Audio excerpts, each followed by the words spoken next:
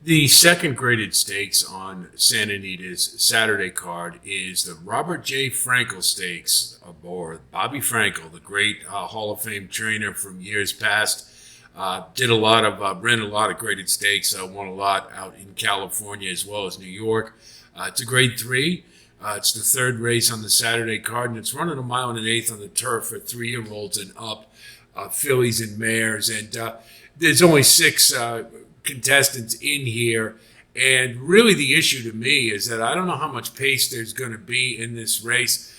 Angel Nadashiko just doesn't finish. And really, I would, if I saw a little bit more in the tank in races, I would try to consider. But really don't like her very much, or Rebel Girl. I don't think either one of them, class-wise, is a very good fit. And this is not the greatest grade three, that's for sure. But neither of them really fit the bill here. The four remaining coming from off the pace look the best. It's interesting. Lakota Spirit is one of the shorter prices in here. Her last race was an optional claimer and really got the dream trip right up the rail, saved all kinds of ground, and did draw off well to indicate that she's definitely got some skill. But I didn't think it was anything totally overpowering. Luminiferous was in the exact same race and had the worst for wear. Had to take it from the outside, but I thought closed equally as well and probably ran a little better race given the loss of ground going from a wide trip. So Luminiferous at 8-1, being a 3-year-old, there's certainly room for improvement, and I think he'll probably be just off the pace setters and might get first jump on some of the late runners. If we look at the closers, Oakhurst I don't know what to do with. This horse just doesn't seem to get out of her own way. There is some talent there for sure, but really it's very hard to trust. And I would pencil this one more for underneath than anything else. I just don't really like the form, and is cutting back a little bit in distance, but it's the form more than anything else that really is a bother. And I think probably should be an underlay at 5-2. Your one there looks the most logical. Has the best speed figures, ran in the classiest race last time and closed very well, getting a longer distance, which I think will definitely benefit her style. So I think your one there looks pretty good in this race. But it's, there isn't a whole lot to choose from here, in my opinion.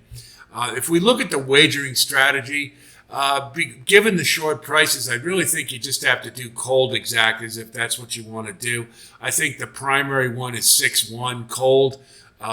Your one there over Lakota Spirit. And then, the 6 with the 1-8. Maybe get a little value with Luminiferous, hope for that. And then finally, just as a saver, 6-5. But I think your one there is definitely the prime win candidate here. And then just a trifecta, 6 on top of 1-5-8, 1-5-8. And then let's throw in a pick 3 to try and get some value out of this. Now, we covered the Joe Hernandez Stakes, which is the first race on the card. So I'll refer you back to that posting. I really like Turn on the Jets, number 10 in that race, but I think the 1 and the 6 are also worthy candidates in there. But again, I'll refer you to that post to take a look. Second race is a maiden claimer for 20,000, run at 6 furlongs. And it's a 6-horse field. I think there's really only 2 options. Primarily Grand Tiger, number 4, I like the most. But Giants Candy does have some back class to indicate that if he can recover his form, has a lot of layoffs. That's the thing that's a little scary about him. So the 4 looks a little more potent to me as a win candidate, but I think either one of them, they're short prices, but I think they're the logical choices. And then here, we'll single your one there, so you get a nice cozy, a small pick 3. But if we can get Turn on the Jets in the first race at 5-1 or anything close to that, then it comes out to be a halfway decent return on investment. So not a lot to work with here, but try to find some ROI, and that's the way we'll go about it.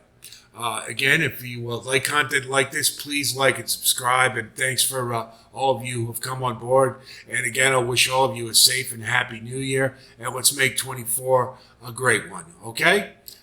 So that's it from here. I'll talk to you soon. And until then, be well.